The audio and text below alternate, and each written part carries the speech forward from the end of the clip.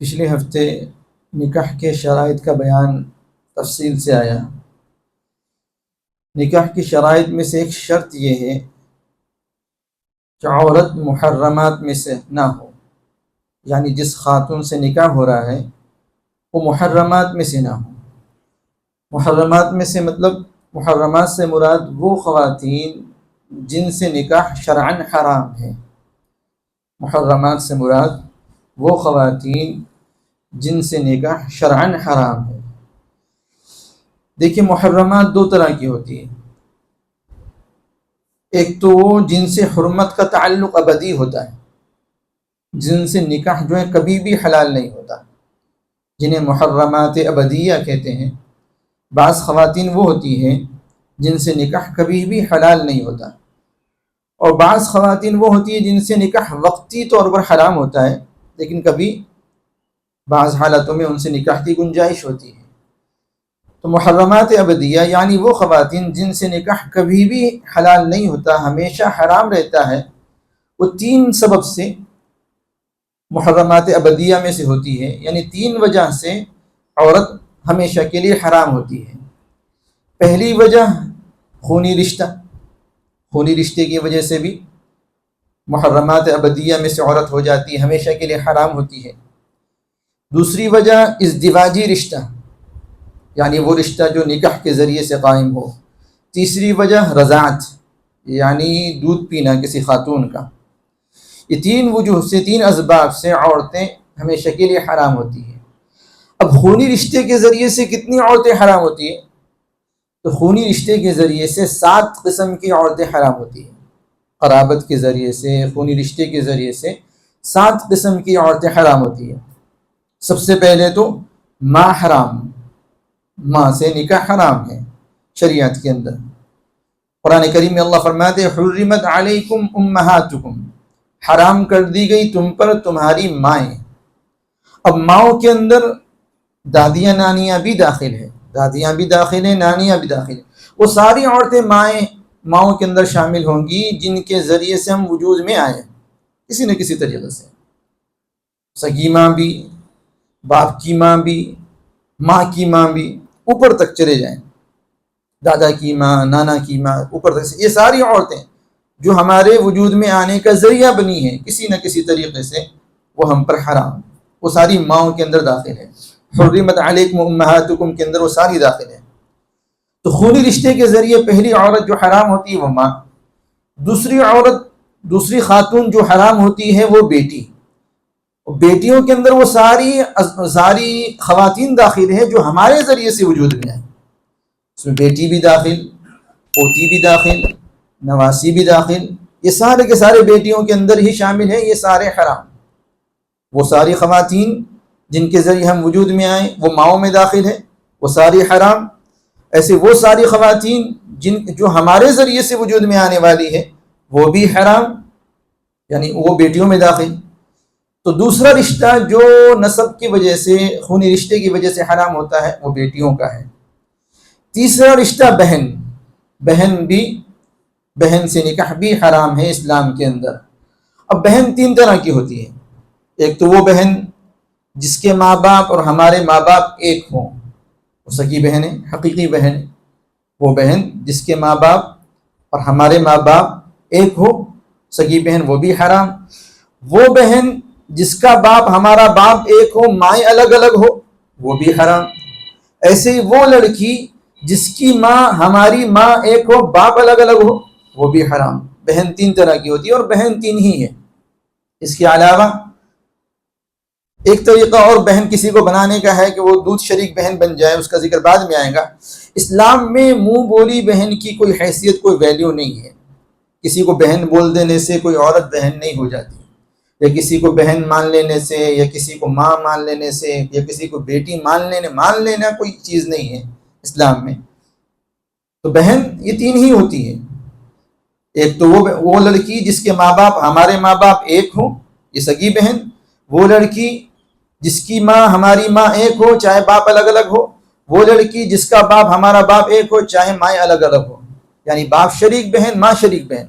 یہ 3 ہی قسم ہیں بہنوں کی جو رشتے کی وجہ سے، خونی رشتے کی وجہ سے حرام ہوتی ہے۔ منہ بولی بہن کی اسلام میں کوئی ویلیو نہیں، کوئی اہمیت نہیں ہے. منہ بولنے کی وجہ سے، صرف بول دینے کی وجہ سے کوئی عورت ہماری بہن نہیں بنتی. اس سے نکاح جائز ہوتا ہے، اس سے پردہ ضروری ہوتا ہے. جس سے نکاح جائز ہوتا ہے اس سے پردہ ضروری ہوتا ہے. جس سے نکاح حرام ہوتا ہے اس سے پردہ ضروری نہیں ہوتا. جس سے نکاح حرام ہوتا ہے اس سے پردہ ضروری نہیں ہوتا. تو نسب کی وجہ سے، خونی رشتے کی وجہ سے تیسرا رشتہ جو حرام ہوتا ہے وہ بہن کا. بہن میں تینوں قسمیں داخل ہیں. اور چوتھا رشتہ جو حرام ہوتا ہے وہ پھوپھی کا، یعنی باپ کی بہن.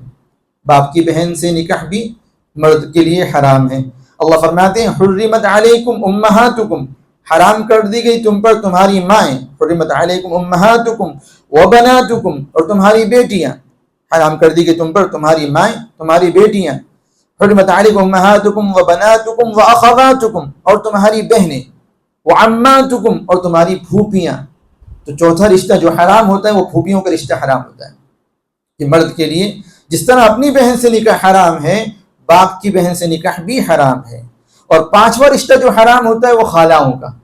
خالہ سے نکاح بھی اسلام کے اندر حرام ہے، یعنی ماں کی بہن سے نکاح بھی اسلام کے اندر حرام ہے. چھٹا رشتہ جو حرام ہوتا ہے وہ بھتیجی کا، بنات الاخ، بھائی کی بیٹیاں، ان سے نکاح بھی حرام. اور ساتواں رشتہ جو حرام ہوتا ہے وہ بھانجیوں کا. بھانجیوں سے نکاح یعنی بہن کی بیٹیوں سے نکاح بھی حرام. تو یہ وہ 7 عورتیں ہیں جو نسب کی بنیاد پر یا خونی رشتے کی بنیاد پر حرام ہوتی ہیں. مائیں، بیٹیاں، بہنیں، پھوپھیاں، خالائیں اور بھتیجیاں اور بھانجیاں. یہ 7 وہ عورتیں ہیں جو نسب کی بنیاد پر، خونی رشتے کی بنیاد پر حرام ہوتی ہیں. اس سلسلے میں بنیاد سورہ نساء کی آیت حرمت علیکم امہاتکم جو چوتھے پارے کی آخری آیت ہے، یہ بنیاد ہے. اللہ فرماتے ہیں حرمت علیکم امہاتکم وبناتکم واخواتکم وعماتکم وخالاتکم وبنات الاخ وبنات الاخت. اللہ فرماتے ہیں اللہ تعالیٰ نے یہ 7 عورتوں کو اکٹھے گنایا. یہ حرام کر دی گئی تم پر تمہاری مائیں، تمہاری بیٹیاں، تمہاری بہنیں، تمہاری پھوپھیاں، تمہاری خالائیں، تمہاری بھتیجیاں، تمہاری بھانجیاں. تو یہ 7 وہ عورتیں ہیں جو نسب کی بنیاد پر، خونی رشتے کی بنیاد پر حرام ہوتی ہیں.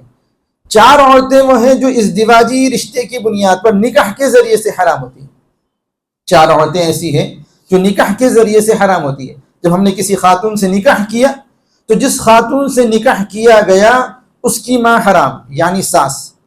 کسی خاتون سے ہمارا نکاح ہوا تو نکاح ہوتے ہی ساس حرام ہو جاتی ہے. نکاح ہوتے ہی ساس حرام ہو جاتی ہے.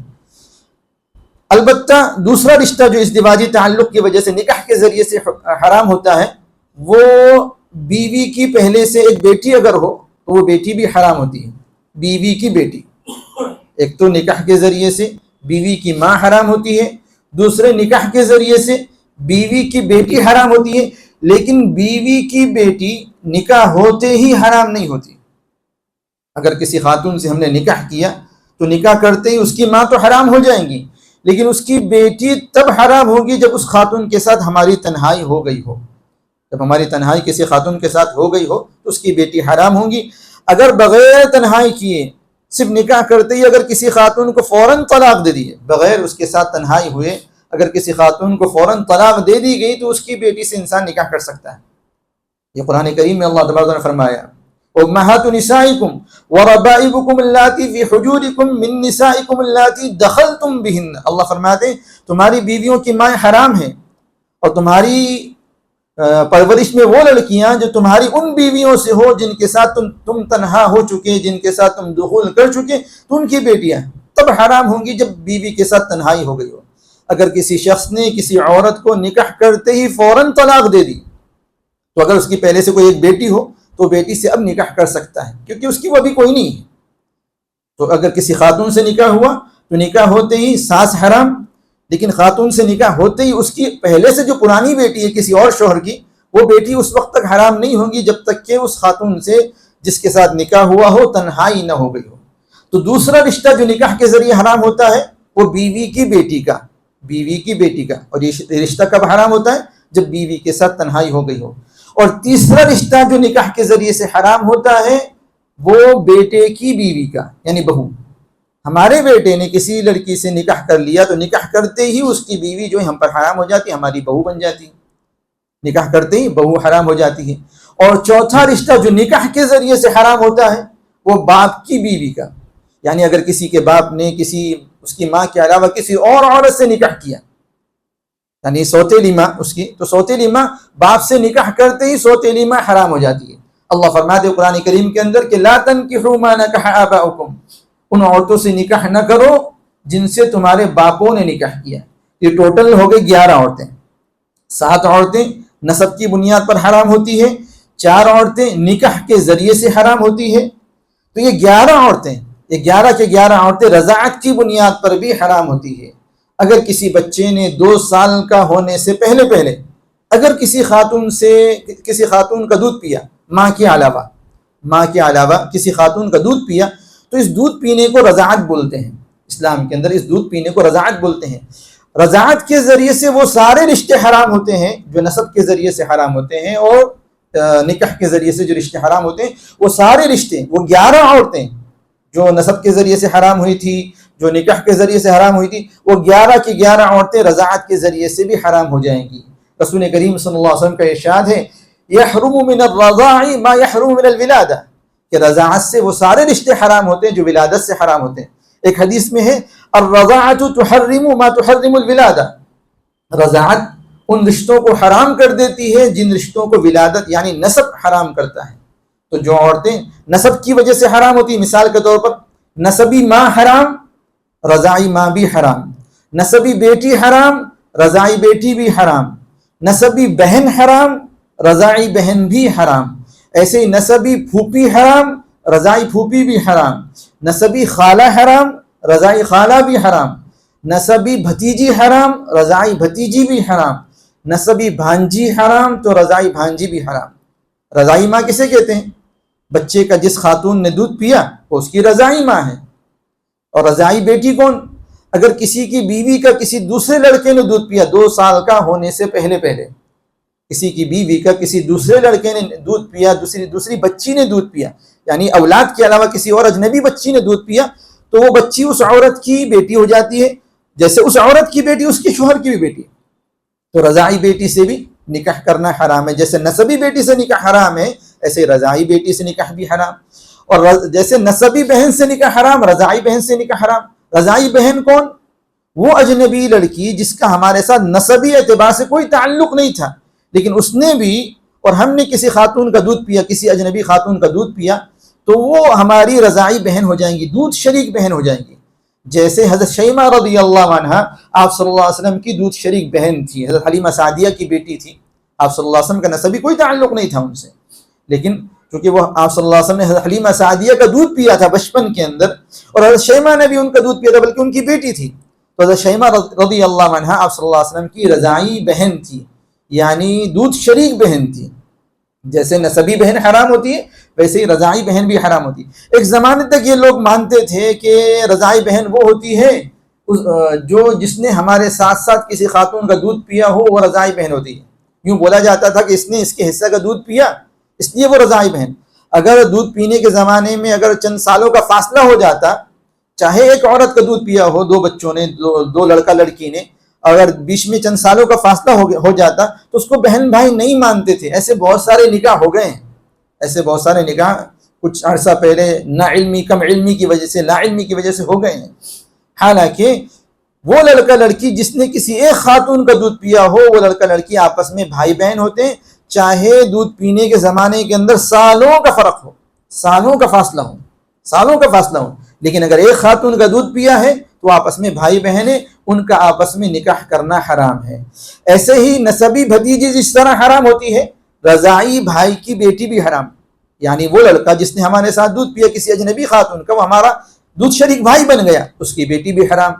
ایسے ہی وہ لڑکی جس نے ہمارے ساتھ کسی خاتون کا دودھ پیا، وہ ہماری بہن بن گئی، اس کی بیٹی بھی حرام۔